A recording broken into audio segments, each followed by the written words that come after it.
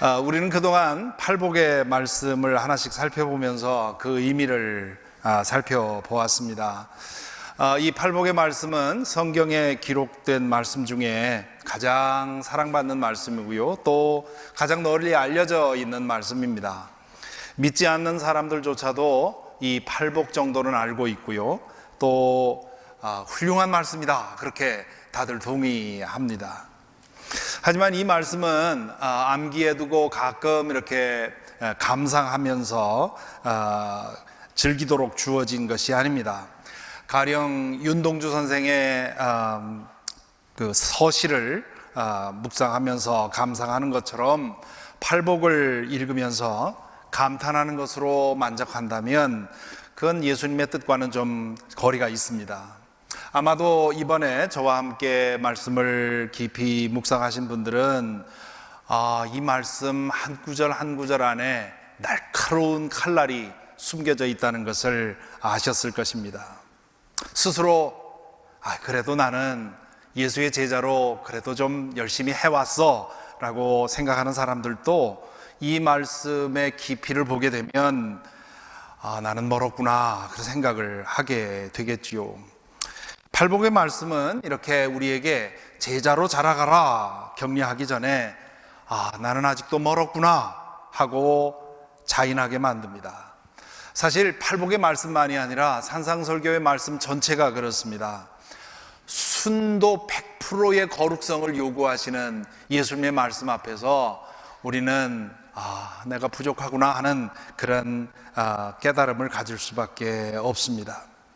그래서 이 마르틴 루터는 예수님이 산상설교를 주신 이유가 바로 거기에 있다고 얘기를 했습니다. 즉 우리의 철저한 죄성을 자각하고 인정하게 하려고 이 말씀을 주셨다, 그렇게 얘기를 한 적이 있습니다. 그것이 산상설교의 주된 목적이라고 말할 수는 없습니다. 하지만 1차적인 목적이지요. 우리는 예수님의 말씀 앞에서 먼저 내가 예수님이 기대하시는 그 이상에서 얼마나 먼지를 자각하고 인정해야 합니다. 그리고 그렇게 했을 때 우리는 전적인 하나님의 은혜를 사모하게 되고요, 그 은혜를 힘입었을 때 우리는 비로소 예수님의 제자로 발돋움할 수 있습니다.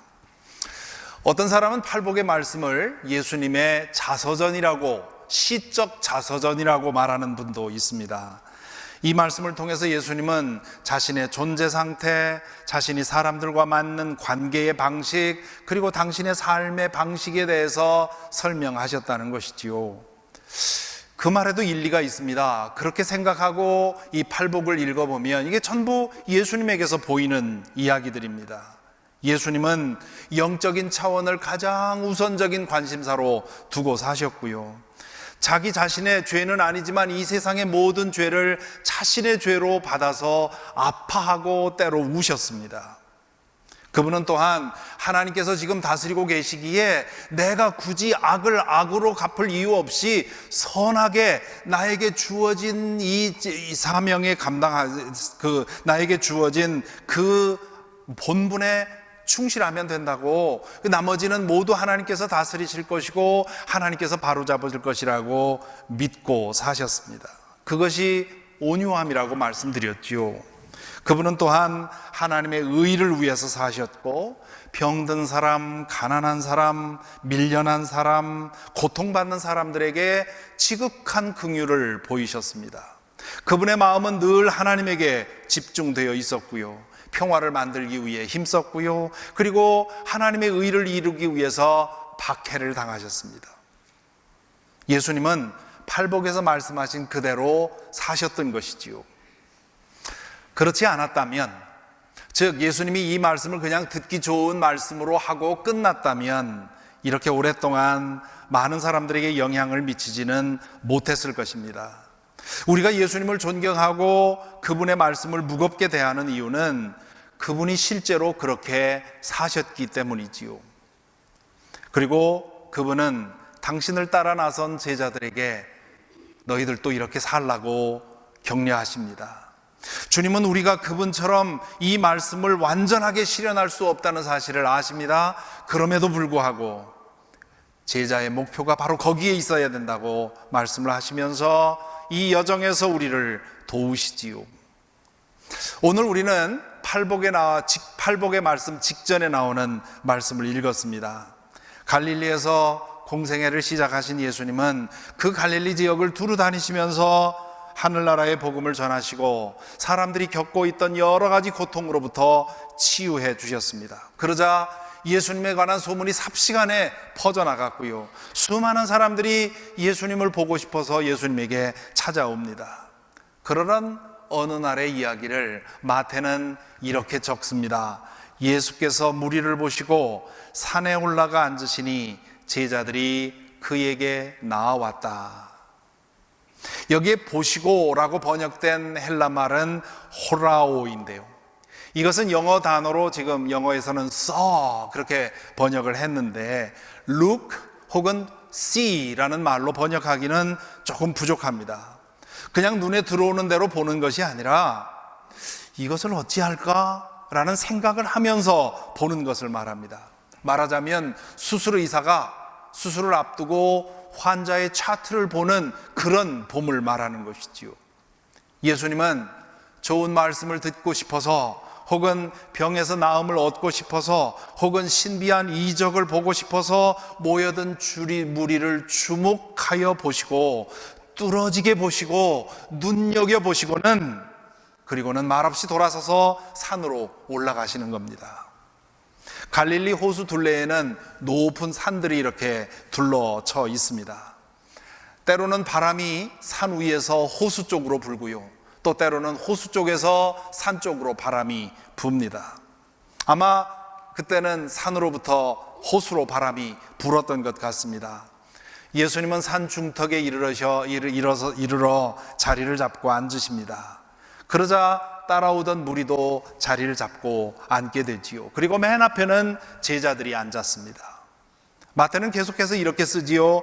예수께서 입을 열어서 그들을 가르치셨다. 여기서 그들은 누구를 가리킬까요? 제자들입니다. 제자들 뒤로는 수많은 무리가 둘러 앉았는데 예수님은 제자들에게 눈길을 고정하고는 말씀을 하십니다. 그 말씀은 산 정상에서 호수로 부는 바람을 따라서 저 밑에 있는 무리들에게까지 전해졌을 것입니다. 만일 예수님이 이 말씀을 제자들에게만 들려주고 싶었다면 제자들만 있는 자리에서 말씀을 하셨겠지요. 그런데 무리가 다 듣고 있는 자리에서 제자들을 바라보면서 말씀을 하시는 겁니다. 왜 그러셨을까요? 무리들도 듣게 되기를 바란 거지요. 무리 중에도 그 말씀을 듣고 제자로 발돋움하는 사람이 있기를 바라신 것입니다. 예수님에게 있어서 제자와 무리는 뚜렷이 구분이 되었습니다. 무리는 자신의 필요를 위해서 예수님에게 나온 사람들입니다. 그들은 마음의 위로를 얻고 육신의 질병에서 노임받는 것이 필요했습니다. 그들은 예수님에 대한 소문을 듣고 혹시나 그분에게서 자신의 문제를 해결받을 수 있지 않을까 싶어서 모여들었던 것이지요. 그렇기에 필요가 채워지면 그들은 예수님을 떠났고요, 또 끝내 필요가 채워지지 않으면 그들은 또한 떠났습니다. 반면에 제자는 예수님이 중심입니다. 그들은 예수님을 만나서 하나님 나라에 눈뜨게 되었고요, 하나님 나라의 빛에서 자기 자신들에 대해서 알게 되었습니다. 그 결과 이 땅에서 더 가지고 누리는 것이 아니라 하나님의 자녀답게 새롭게 빚어지는 것이 그들의 이 삶의 과제라는 것을 알게 되었지요. 그들은 예수님에게 인생을 걸었습니다. 인생에 있어서 정말 중요한 것은 이 땅에서 무엇을 소유하고 무엇을 이루느냐가 아니라 하나님 나라를 얻고 하나님 나라의 사람답게 변화되는 것이라는 것을 그들이 알았기 때문입니다. 이렇게 본다면 예수님에게 있어서 사람들은 세 부류로 나뉜다고 볼 수 있습니다. 첫째 부류는 예수님에게 전혀 관심 없는 사람들입니다. 무관심한 무리, 그렇게 제가 이름을 지으려고 합니다. 예수님을 적대하고 거부하고 박해했던 사람들도 여기에 속합니다. 그들에게는 하나님 나라는 뜬구름 잡는 얘기처럼 들렸을 것이고, 하나님의 뜻에 대한 말씀이 다 속이는 말처럼 들렸을 것입니다. 둘째 부류는 예수님께 모여든 무리입니다. 저는 이 사람들을 관심 있는 무리라 그렇게 이름을 짓겠습니다. 예수님에게 뭔가 특별한 것이 있다고 생각하고, 그분에게서 자신들이 원하는 무엇인가를 얻기 위해서 찾아 모여든 사람들입니다. 예수님은 이들을 거부하지 않았습니다. 할 수 있는 대로 그들의 필요를 채워주셨습니다. 뿐만 아니라 예수님은 적극적으로 그런 사람들을 찾아가셨습니다. 예수님은 그런 사람들을 목자 없는 양과 같다 하면서 마음 아파하셨습니다. 셋째 부류는 제자들입니다. 그들은 예수님께 자신의 인생을 드린 사람들입니다. 그분의 손에 자신을 맡겨서 그분의 모습처럼 변화되고 그분의 필요를 위해 쓰임받기를 원했던 사람들입니다. 예수님께서 뽑으신 12제자가 여기에 속했고, 막달라 마리아나 나사로, 이런 사람들이 여기에 속했습니다. 이 세 부류 중에 팔복의 말씀, 그리고 산상설교의 말씀은 제자들에게 주신 말씀입니다. 팔복은 다른 말로 하면 제자들이 사는 법, 그렇게 말할 수가 있습니다. 그런데 그 말씀을 제자들에게만 주지 않고 무리들에게도 듣게 하십니다. 그들 가운데 그 말씀을 듣고 제자로 도약하기를 원하셨기 때문이지요. 관심 있는 무리로 사는 것은 아주 쉬운 일입니다. 시간만 조금만 할애하면 되지요. 생각하고 말하고 행동하는 것은 그냥 하던 대로 하면 됩니다. 언제든 분리하면 떠나면 되는 것이지요. 세상에서 사는 동안 세상 방식대로 그대로 살면서 믿는 사람처럼 가끔 행동하면 되는 것이지요. 이 세상은 그런 사람에게 전혀 관심 쓰지 않습니다. 이로울 것도 없지만 해로울 것도 없는 사람들이 바로 이 관심 있는 무리입니다. 반면에 제자로 도약해서 사는 것은 결코 쉬운 일이 아닙니다. 팔복의 말씀에서 예수님께서 말씀하신 것이 바로 그것이지요. 가정에서, 직장에서, 그리고 언제 어디서든지 자신이 누구인지를 기억하고 그 정체에 맞게 말하고 행동하는 것, 그것은 쉽지 않은 일입니다. 세상은 그런 사람들을 싫어하기 때문이지요. 자신과 다르게 사는 사람들을 그냥 두고 보지 못합니다. 그래서 때로는 손해를 보아야 하고, 때로는 불편을 겪어야 하고, 때로는 모욕과 박해를 겪기도 합니다. 관심 있는 무리들에게는 모였다 흩어지기를 반복하는 집회만 있으면 됩니다. 필요할 때 가서 자신의 필요를 채울 수 있는 모임만 있으면 충분합니다. 마음에 안 맞으면 언제든지 떠나면 되는 것이지요. 하지만 제자로 살아가려는 사람에게는 모였다 흩어지기를 반복하는 집회가 아니라 삶을 나누는 공동체가 필요합니다. 같은 뜻과 목표를 가진 사람들이 서로 연합해서 제자로 자라가도록 서로를 돕는 공동체가 필요한 것이죠. 마음이 안 맞아도, 때로는 심하게 상처를 받아도 떠날 수 없는 그 운명 공동체가 제자에게는 필요하다는 말입니다. 그 이유가 적어도 두 가지가 있습니다. 첫째는 내적인 이유가 있습니다. 우리의 죄성이 너무도 깊고 질깁니다. 그 죄성은 우리로 하여금 무리로부터 제자로 도약하려는 우리의 의지를 끊임없이 방해합니다. 그 배후에는 사탄의 은밀한 공작이 있습니다. 사탄의 본성은 속이는 자입니다. 우리의 타락한 본성은 쉽게 속는다는 약점이 있습니다. 그래서 우리의 마음은 제자로 발돋움하지 말아야 할 여러 가지 이유를 끊임없이 만들어내면서 우리 스스로를 속이고, 그리고 관심 있는 무리의 단계에서 머물러 있게 됩니다. 그 죄성은 또한 제자로 자라가려는 노력을 교란시킵니다. 이만하면 충분하다는 헛된 의식을 심어주어서 영적 진보를 멈추게 만듭니다. 영적으로 변화되고 성장하더라도 우리의 존재 깊은 곳에는 죄성이 뿌리를 두고 있습니다. 사라지지 않습니다. 그것은 새하늘과 새 땅이 임할 때, 예수 그리스도의 부활에 참여할 때나 그 죄성은 사라질 것입니다. 우리의 영적 노력 가운데 그 죄성은 잠시 잠복해 있는 겁니다. 그래서 때때로 그 죄성은 흉한 모습으로 자신의 정체를 드러냅니다. 그렇기에 제자들은 같은 목표를 가진 사람들과 자주 만나서 서로의 영적 상태를 고백하며 서로를 위해 기도해주는 공동체가 필요한 것입니다. 서로를 거울로 삼아서 자신을 돌아보면 영적 자만심에 빠지지 않을 수 있습니다. 내가 영적으로 다운되었을 때는 영적으로 충만한 사람에게 도움을 받고요, 내가 영적으로 충만했을 때는 영적으로 다운된 형제 자매들에게 도움을 줄 수 있습니다. 서로의 실패를 보듬어주고 서로의 성장을 축하해주면서 함께 자라갈 수 있는 공동체가 있어야 필요하다는 것이지요. 둘째는 외적인 이유가 있습니다. 우리와는 정반대로 가고 있는 이 세상으로부터의 압박이 우리에게 있습니다.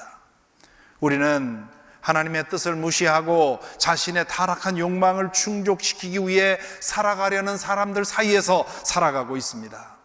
그런 세상에서 제자로 사는 것은 바람을 거슬러 걷는 것과 같고 물살을 거슬러 올라가는 것과 같은 일입니다.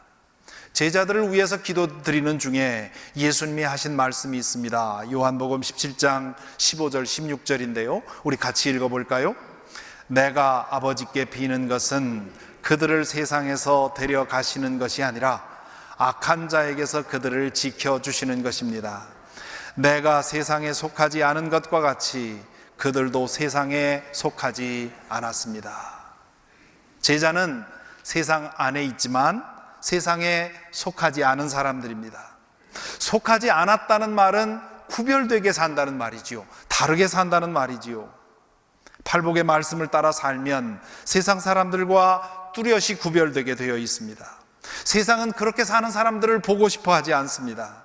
그래서 예수님은 세상이 그들을 미워하였습니다 라고 말씀했고, 제자들을 향해서 너희는 세상에서 환난을 당할 것이다 말씀하기도 하셨습니다. 그렇기 때문에 신앙생활을 영적 싸움에 비유하는 것이지요. 자신의 타락한 욕망과 싸우는 것이고, 사탄의 은밀하고 교묘한 술수와 속임수와 싸우는 것이고요, 이 세상으로부터의 거부와 차별과 냉대와 모욕과 박해를 거슬러 싸우는 것이기 때문입니다. 우리의 싸움은 방어전입니다. 우리가 선 자리를 지키고 우리의 믿음을 지키면 이기는 것이지요, 방어만 하면 이기는 싸움은 비교적 쉬운 싸움입니다. 하지만 우리는 이 세상에서 절대 소수이고요, 우리를 향한 압박은 거셉니다. 그렇기 때문에 우리에게는 공동체가 필요하다는 것이지요. 각계 전투로는 이 싸움을 이길 수가 없습니다. 한 사람 한 사람 흩어져서 자신의 능력으로 이 싸움을 싸우려 하다가는 모두가 패배하게 되어 있습니다. 제자로 발돋움한 사람들이 서로 연대해야 합니다. 각자 세상에서 제자로 살면서 겪은 애환과 고충을 털어놓고 서로 기도하고 격려하는 자리가 있어야 합니다. 그런 깊은 사귐이 있을 때 그들은 다시금 전쟁터에 나아가 싸울 힘을 얻습니다. 이렇게 제자들이 정기적으로 만나서 자신의 삶의 이야기를 나누며 제자로 자라가기를 힘쓰는 자리, 그리고 이 세상에서 제자로 살다가 당한 부상을 치유하고 휴식하고 회복하고 충전하는 자리, 그 자리가 바로 교회입니다. 교회는 예수님이 말씀하던 현장과 참 유사합니다. 우리 중에는 제자가 있지요. 제자로 발돋움해서 제자로 변화받고 제자로 살아가기를 힘쓰는 사람들이 우리 가운데는 있습니다. 신앙생활의 관심을 자신의 필요가 아니라 하나님의 필요에 두고 살아가는 사람들입니다. 예수 그리스도를 통해 받은 은혜에 감사해서 그 은혜를 갚는 일에 마음 두고 살아가는 사람들입니다. 그런가 하면 우리 중에는 관심 있는 무리도 있습니다. 자신의 문제를 해결하기 위해서 예수님께 나온 사람들입니다. 그분들은 예수님을 통해 삶의 변화를 받고 거룩해지고 하나님의 그 거룩한 뜻을 위해 헌신하는 것, 거기에는 별 관심이 없습니다. 자신의 문제가 목구멍까지 차올라 있기 때문이기도 하고, 하나님에게 사로잡혀 거룩하게 변화되는 것에 관심이 없기 때문이기도 합니다. 혹시 여러분 중에 나는 혹시 관심 있는 무리 중에 한 사람 아닌가 하는 생각이 드는 분이 있다면 먼저 위로의 말씀을 드립니다. 예수께서 여러분들을 향해 수고하고 무거운 짐을 진 사람은 모두 내게로 오너라 말씀하지 않았습니까? 당신에게 희망을 걸고 당신에게 앞으로 나오는 사람들을 예수님은 물리치지 않습니다. 아니, 그 사람들을 부르기 위해서 이 세상에 오셨습니다. 다만 거기서 머무르지 말고 제자로 발돋움하라는 주님의 뜻을 마음속에 품을 필요가 있습니다. 그것은 다른 누구를 위한 일이 아닙니다. 바로 우리 자신을 위한 일입니다. 제자로서의 믿음에 이르러야만 우리는 구원을 안심할 수 있습니다. 그리고 제자로 살아갈 때 우리는 비로소 진정한 행복을 맛볼 수 있고 우리의 이웃을 행복하게 해줄 수 있습니다. 저는 지난 목회 여정 중에 수많은 사람들의 장례식을 집전했습니다. 어떤 분의 장례식에서는 아무 의심 없이 하나님의 품에 안겼음을 믿고 집전할 수 있었고요, 그렇지 않은 경우도 적지 않았습니다. 그분이 살아온 모습으로 보아서는 하나님의 품에 안겼는지 확신할 수가 없어서 그저 하나님의 사랑에 맡기는 수밖에 없었습니다. 사랑하는 성도 여러분, 여러분의 장례식을 집전하는 목사가 여러분의 운명에 대해서 헷갈리지 않게 사시기 바랍니다. 여러분의 죽음을 애도하러 모인 사람들이 여러분의 구원에 대해서 의심하지 않도록 사시기 바랍니다. 그뿐만이 아닙니다. 제자로 살아가면서 내 영혼에, 내 마음에, 내 삶에 변화가 일어나는 것을 보는 것은 얼마나 기쁘고 감사한 일인지 모릅니다. 내 자신의 노력으로는 도무지 만들어낼 수 없는 변화가 내 안에 일어나는 것을 볼 때 우리는 거룩한 전율을 느낍니다. 제자로 변화되고 성장하는 것은 또한 가까이 있는 사람들을 얼마나 행복하게 하는 일인지 모릅니다. 여러분 곁에 있는 사람을 정말 행복하게 해주기를 원하십니까? 진실한 마음으로 제자가 되기를 힘쓰시기 바랍니다. 한 걸음 더 나아가 진실한 제자들은 이 세상을 구원하시려는 하나님의 도구로 쓰임받게 됩니다. 반면에 교회에는 다니지만 언제까지나 관심 있는 무리로만 남아있는 것은 자신에게도 이웃에게도 그리고 세상에게도 하나님에게도 불행한 일입니다. 교인 혹은 그리스도인이라는 이름은 가졌는데 말과 행실이 그 이름에 걸맞지 않기 때문입니다. 어제 끝난 선교학교에서 어느 교우께서 하시는 말씀입니다. 믿지 않는 어떤 분에게 전도를 했더니 그분이 그러더랍니다. 우리 어머니가 교회의 일에 얼마나 열심인지 모르는데 난 그래서 교회 안 나가 그러더랍니다. 제가 그분을 알지 못해서 왜 그렇게 대답했는지 정확히 알지는 못하지만 짐작은 갑니다. 진정한 제자로 변화되지 못하고 교회 일에만 열심을 다한 것이지요. 말하고 행동하는 것은 지극히 세속적이면서도 교회 일에 열심을 내는 사람 얼마나 많은지 모릅니다. 지극히 세속적인 사고와 행동 방식을 가지고 목회를 해서 교회를 크게 일구는 목회자들도 적지 않습니다. 교회에서 행하는 수많은 일들은 결국은 우리가 변화해서 제자로 자라가자고 하는 일인데요. 그런데 제자로 자라는 일은 없고 일에만 분주하다 보니까 가까이서 보는 사람에게는 이건 말도 안 되는 종교라고 생각이 되는 것이지요. 이렇게 본다면 건강한 교회의 모습을 그림으로 그리면 다음과 같습니다. 우리 교우께서 아주 아름다운 그런 모습으로 그려주신 것인데요. 교회 안에 모인 사람들 중에는 관심 있는 무리가 있고 제자가 있습니다.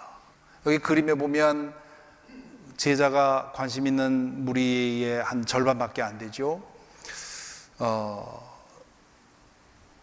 이것은 스탠리 존스라고 하는 선교사님의 의견을 따른 겁니다. 스탠리 존스라고 하는 인도 선교사로 유명한 우리 연합감리교회 목사님이신데요. 그분이 그런 얘기를 했습니다. 주일에 예배당에 모여 있는 사람 3사람 중에 2사람은 스틸 전도의 대상이 됐다. 그런 얘기를 했습니다. 아직 제자가 안 됐다는 것이지요. 그거에 의하면 대략 이렇게 잡을 수 있지요. 자, 이 관심 있는 무리는 양육을 통해서 제자가 되고요. 제자는 바깥으로 나가서 무관심한 무리에게 전도하고요. 그리고 그들을 인도해서 관심 있는 무리가 되게 하고요.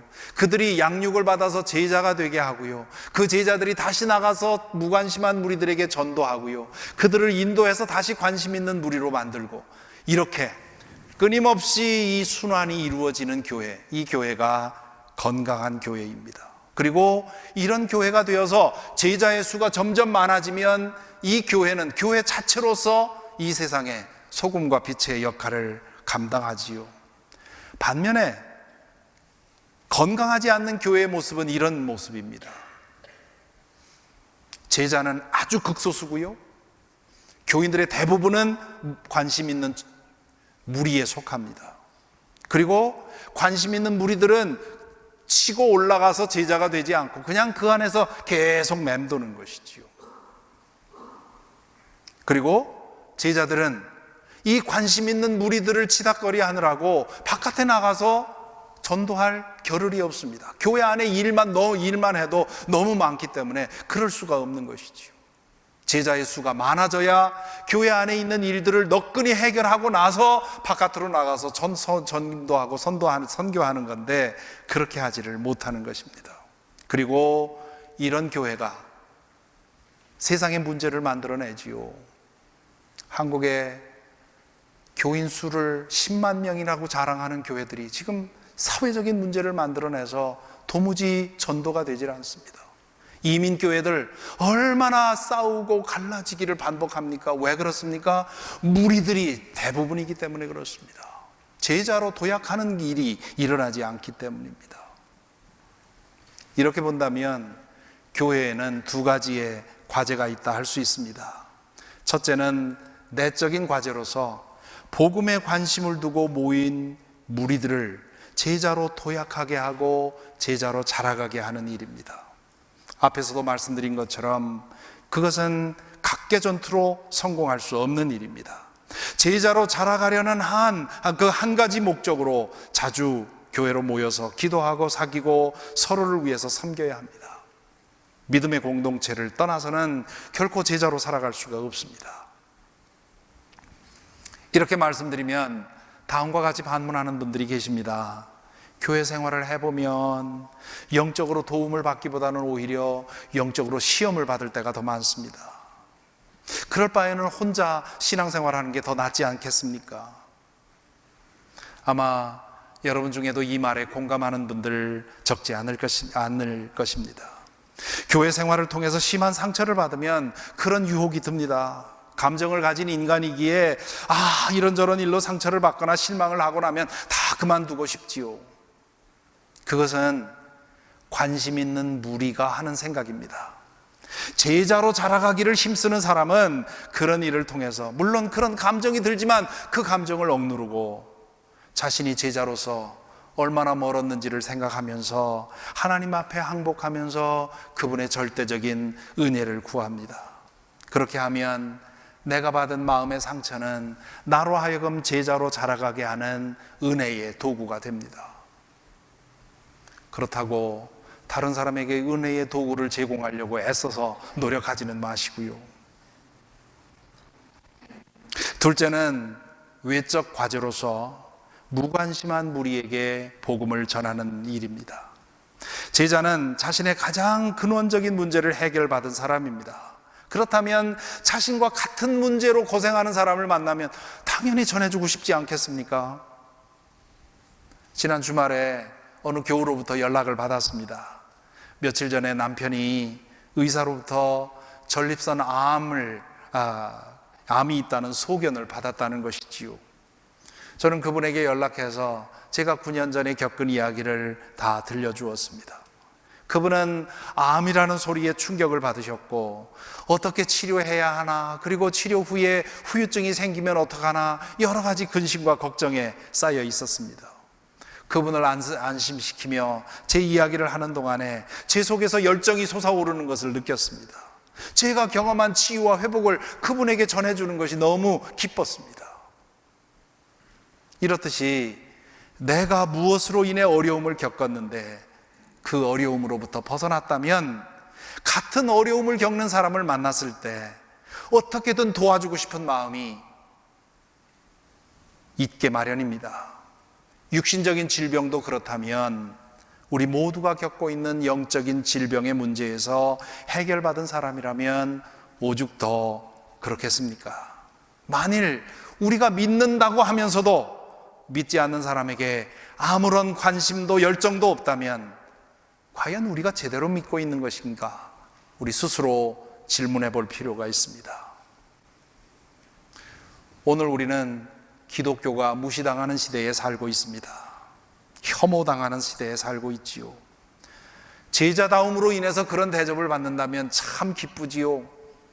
사도들처럼 예수의 이름 때문에 모욕당하는 자격을 주신 것에 대해서 기뻐하면서 감사할 수 있을 것입니다. 그런데 지금 우리는 제자답지 못해서 무시당하고 외면당하고 있습니다. 교회마다 제자는 소수고요, 관심 있는 무리만 가득하기에 교회가 짠맛을 잃어버리고 빛을 발하지 못하고 있습니다. 그래서 거룩하신 하나님의 이름이 모욕당하고 있고 왕이신 우리의 주님이 외면당하고 있고요, 성도라는 거룩한 이름이 경멸당하고 있고요, 하나님의 이 거룩한 교회가 무시당하고 있는 것입니다. 어제 선교학교 마지막 시간에 어느 교우께서 하신 말씀이 제 마음을 찔렀습니다. 그분은 기독교 신앙을 극렬하게 반대하다가 약 30여 년 전에 전격적으로 회심해서 믿고 있는 분인데요, 그분이 그러십니다. 만일 제가 지금까지 불신자로 남아 있었다면 오늘의 교회, 오늘의 그리스도인들을 보고는 절대로 교회 나오지 않았을 겁니다. 진실이 그렇습니다. 요즘 생각 있는 사람 치고 교회로 찾아 나올 사람 별로 없어 보입니다. 그리스도인들과 목회자들에게서 영원한 진리를 믿는 사람다운 구별됨이 드러나지 않기 때문입니다.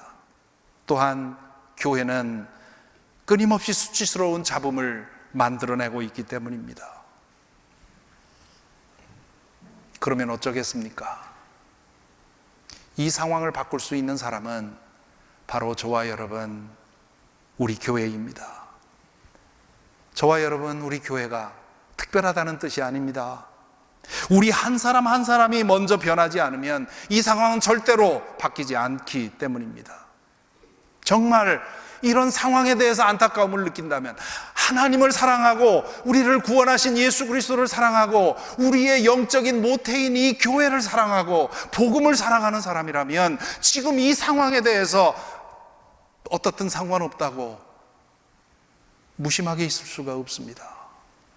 정말 마음 끓이는 아픔을 가져야 하는데요, 그렇다면 다른 누구를 바라볼 것이 아니라 나부터, 우리 교회부터 바로 할 수 있도록 노력해야 합니다.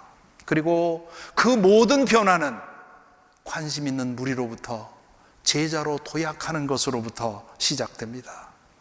그렇게 해서 저와 여러분, 우리 각자가 짠맛을 되찾고 예수 그리스도의 빛을 드러내는 일을 행할 수 있다면, 그렇다면 우리 교회가 한 몸으로서 짠맛을 드러내고 빛을 드러낼 수 있을 것입니다. 부디 저와 여러분, 우리 모두가 이러한 거룩한 도전 앞에 아멘으로 응답할 수 있기를 바랍니다. 우리 교회가 제자들의 운명 공동체가 되었으면 좋겠습니다.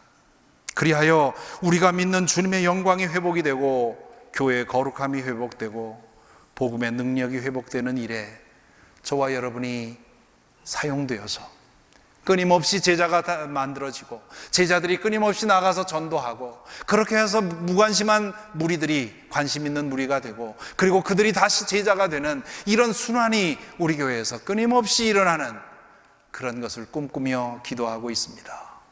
저와 여러분, 우리 모두가 그렇게 사용되는 일에 사용될 수 있기를 간절히 기원합니다.